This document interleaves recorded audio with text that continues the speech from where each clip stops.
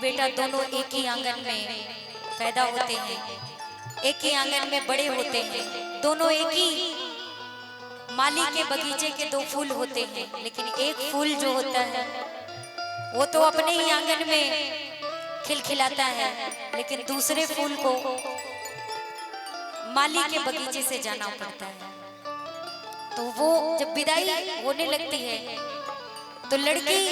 अपने पिताजी से एक ही बात पूछती है,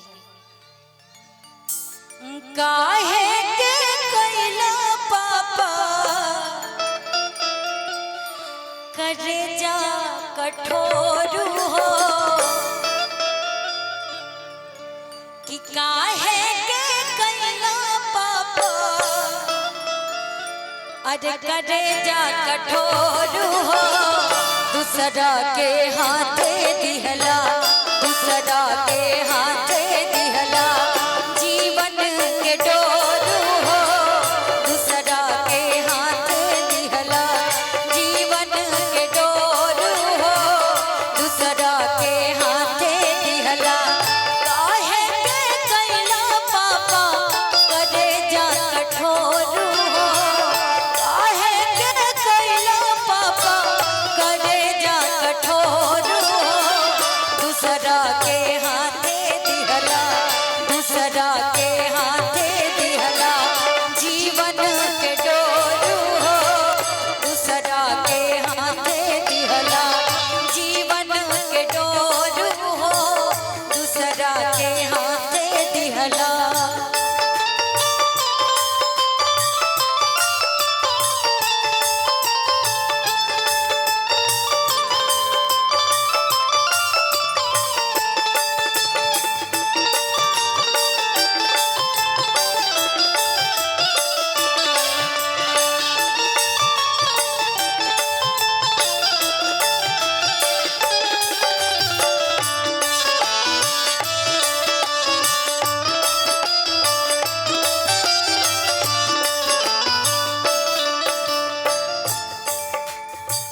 सीना से सटा के रखला सगरी उमरिया, कहत रहला तू ही हो आँखी के पुतरिया, आँखी के पुतरिया मत हऊ हमरा, आँखी के पुतरिया सीना से सटा के रखला सगरी उमरिया, कहत रहला तू ही हो आँखी के पुतरिया। और पूछे तारी कहा तारी बाबूजी, कावन का सुरवा कावन गलती बमोर हो, कावन का सुरवा कावन गलती बमोर हो, दूसरा के हाथे दिहला, दूसरा के हाथे दिहला, जीवन के डोरू हो, दूसरा के हाथे दिहला, जीवन के डोरू हो, दूसरा के हाथे दिहला।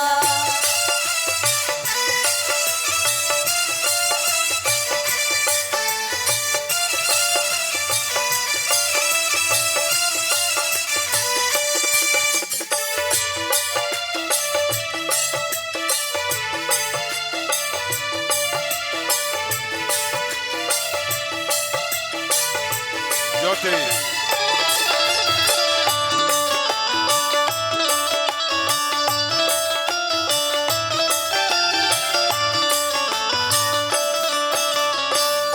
बड़ा दर्द भरा माहौल बका तरी, सखिया सहेली रोए भाई भौजाई हो, माई के अचरा छूटल घर के अंगनाई हो,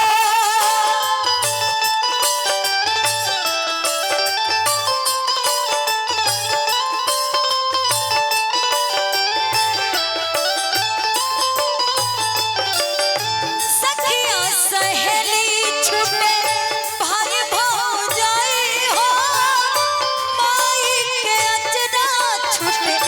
घर के अंगनाई हो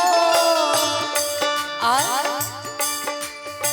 लेके सजनवा चलले लेके सजनवा चलले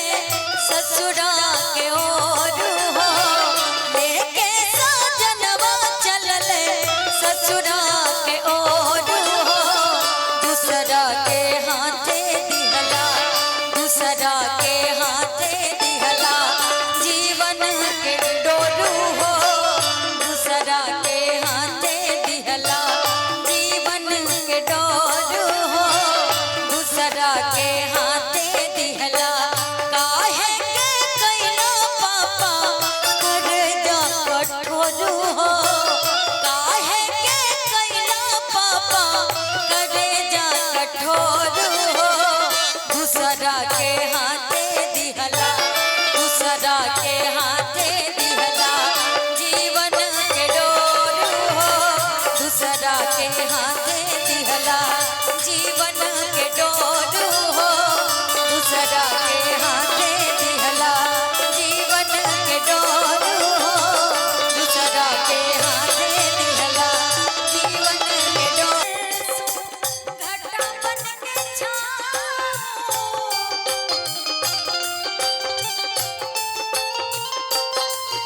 बदरिया सी बरसों घटा बन के छाओ जिया तो ये चाहे तोहे अग लगाओ लाज ने कोड़ी मोरी लाज ने कोड़ी मोरी रोके है पैया पग पग लिया जाऊं तोहरी बलैया पग पग लिया जाऊं तोहरी बलैया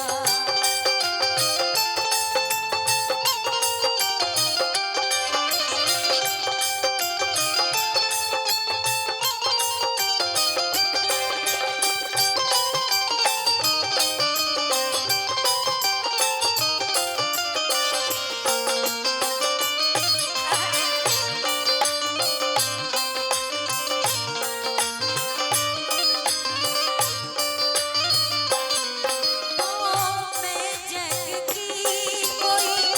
रीत न जानूं मैं जग की कोई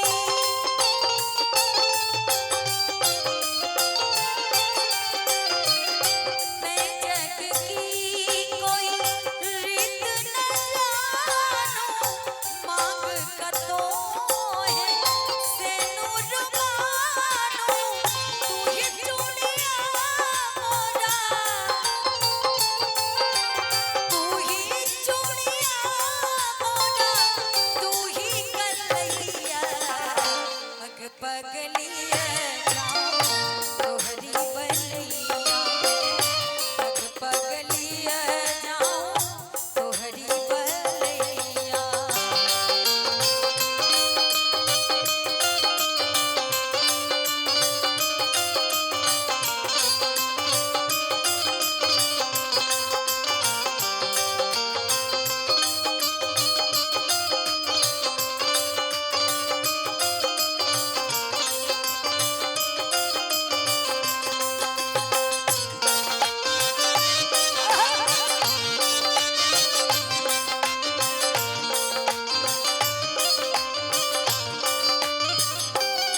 मोहे लागे प्यारे सभी लगते हारे मोहे लागे प्यारे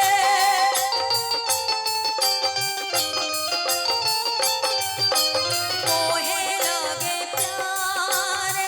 सभी लगते हारे सुख दुख में संग रहूं संग प्यारे दर्द मुझको बांटे दर्द मुझको बांटे उम्र लड़के लिया पग पग लिया जाऊं तोहरी बलैया पग पग लिया जाऊं तोहरी बलैया कहे तो से सजना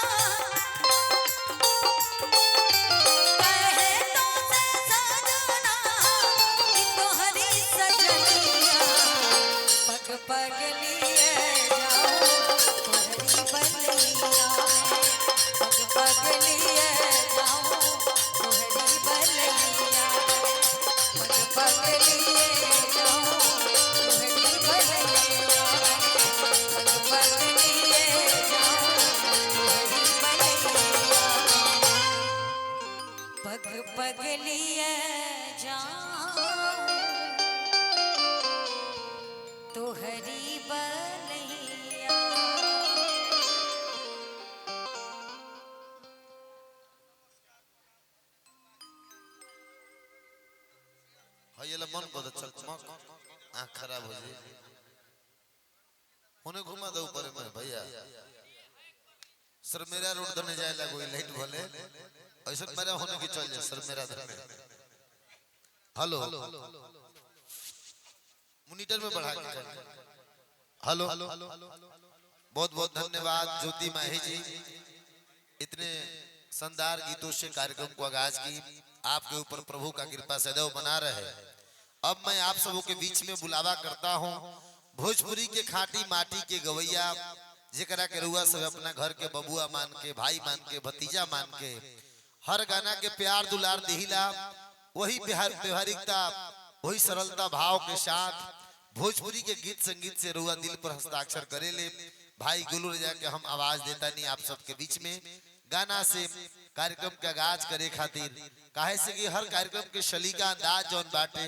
वो अपन अपन रूपरेखा होला वही अंदाज आज रिसोर्ट के कार्यक्रम के शादी उत्सव में हम सब कलाकार उपस्थित बने जा तो भगवान के नाम कब लेना चाहिए भगवान का जीवन में नाम लेने का तरीका है ना जगह जहाँ लीजिएगा वहाँ का अंदाज व्यक्त हो जाता है। स्नान करते वक्त यदि आप भगवान का नाम लेते हैं तो तीर्थ स्नान बन जाता है। वही भगवान का नाम भोजन करते वक्त ले रहे हैं तो भोजन प्रसाद बन जाता है। वही भगवान का नाम अगर चलते वक्त ले रहे हैं तो तीर्थ यात्रा बन जाता है। वही प्रभु का नाम साहब आप खाना बनाते वक्त ले रहे हैं किचन में खाना बनाने से पहले तो महाप्रसाद बन जाता है। संगीत की दुनिया में जब भगवान का नाम लेकर के कोई कलाकार भजन भाव गाता है तो भजन भक्ति में लीन हो जाता है। तो उस भक्ति में लीन शादी उत्सव के रंगत से जुड़े हुए पारंपरिक गीतों को शादी की बधाई गीतों को सुनाने के लिए भोजपुरी के तमाम गीतों को सुनाने के लिए इस मंच पर मैं भोजपुरी के खाटी माटी के गवैया प्यारे भाई गुलू रजा के बुलावा कर रहा हूँ। ताली यहाँ नहीं बजाने के लिए कहूंगा क्योंकि हाथ में लोग भोजन लेकर के आनंद ले रहे हैं खाने का अब गाने का आनंद लेंगे इधर सुन करके तो इसलिए यहाँ ताली बजाने के लिए नहीं कहूंगा सीधे सीधे ये मंच माए हवाले करता हूँ। अगर आपका मन हो छोटू भैया तो अच्छा हर्ष राज तनी एगो बजा ले छोटू भैया बाजे तो बड़ा दिन भलो भलो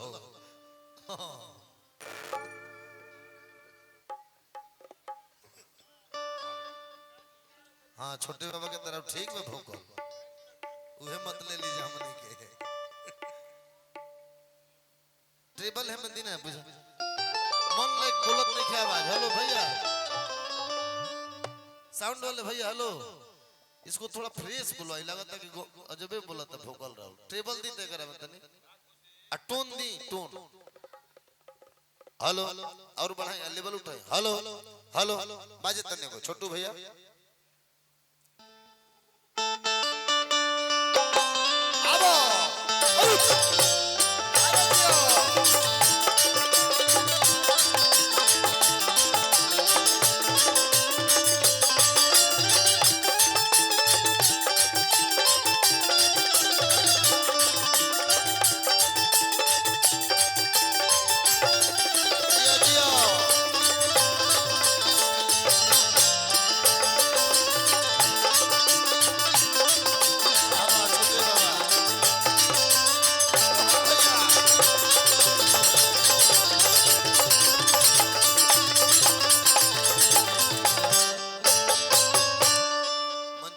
छोटे बाबा बानी वहाँ के भी हम स्वागत करम रूपा जी प्रीति जी सब कलाकार के स्वागत के साथ खुशी जी अब